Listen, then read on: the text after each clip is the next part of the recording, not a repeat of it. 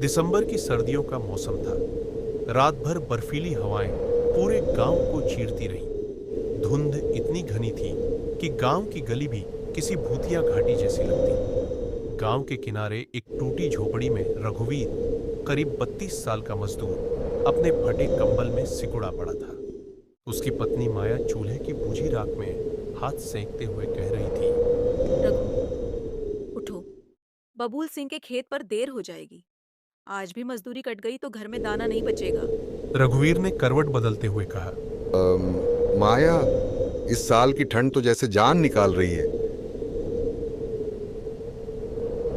माया ने सूखी रोटी और थोड़ा गुड़ उसके सामने रखा। रघुवीर ने मुस्कुराने की कोशिश की। गुड़ तो मीठा है, पर आज यह भी बर्फ जैसा लग रहा है। सुबह वह लाठी लेकर बाहर निकला तो ठंड ने उसके कान सुन्न कर दी। रास्ते में उसके साथी करण, भोला और रामधन मिले। अरे रघु, आज भी निकल पड़ा। सोचा था आज तो तू छप्पर में ही पड़ा रहेगा। रघु हंस पड़ा। छप्पर है कहाँ भाई, हवा सब अंदर आ जाती है। भट्ठे पर पहुंचते ही बबूल सिंह चिल्लाया, अरे रघुवीर, फिर देर, आधे दिन की मजदूरी कटेगी। रघु चुपचाप ईंट उठाने लगा। उसके हाथ बर्फ जैसे ठंडे हो रहे थे।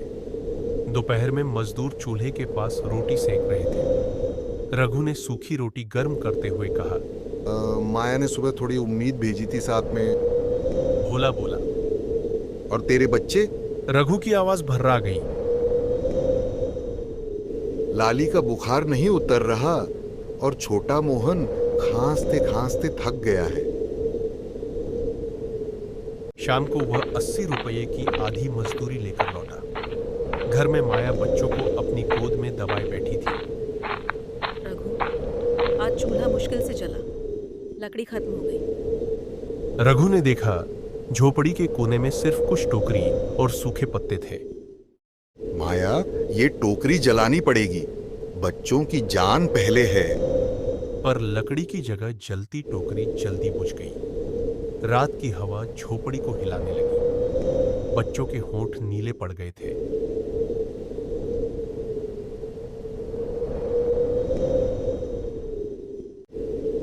लाली को तेज बुखार चढ़ गया।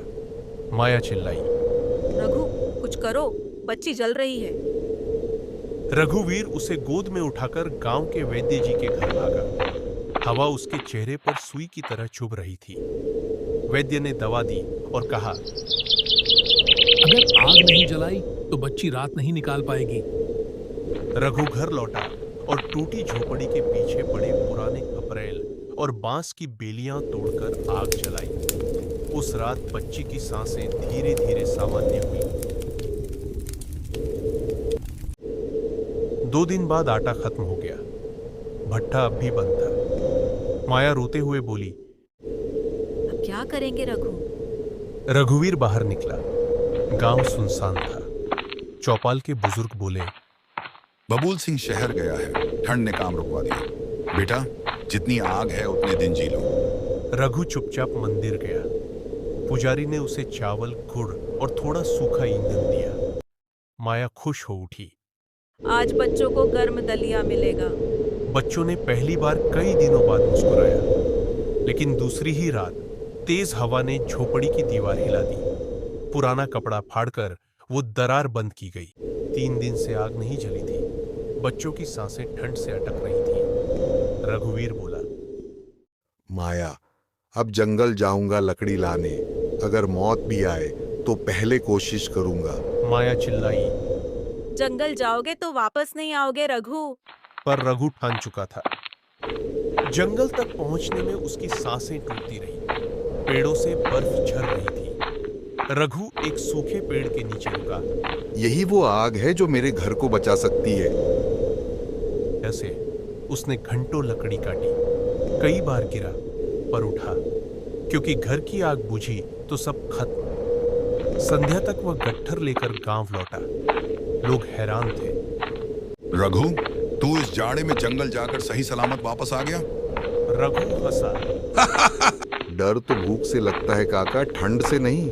माया ने लकड़ियों से चूल्हा जलाया।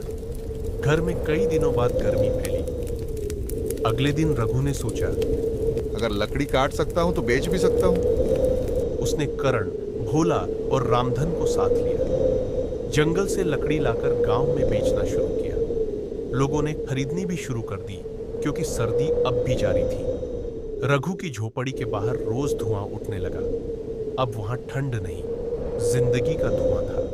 धीरे धीरे मौसम नरम होने लगा। गांव फिर से सांस लेने लगा। बच्चे बाहर खेलने लगे। एक शाम माया बोली, देखो रघु, ठंड चली गई।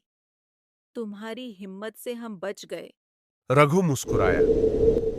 ठंड हर साल आएगी माया, पर जब तक दिल में हिम्मत है कोई सर्दी हमें नहीं रोक सकती। बच्चे आग के पास नाच रहे थे। रघु आसमान की ओर देखकर बोला, भगवान तूने ठंड भेजी थी पर हिम्मत भी दी। अब सीख लिया, सर्दी बाहर नहीं, इंसान के अंदर जीतती है। झोपड़ी अब पहले जैसी नहीं थी।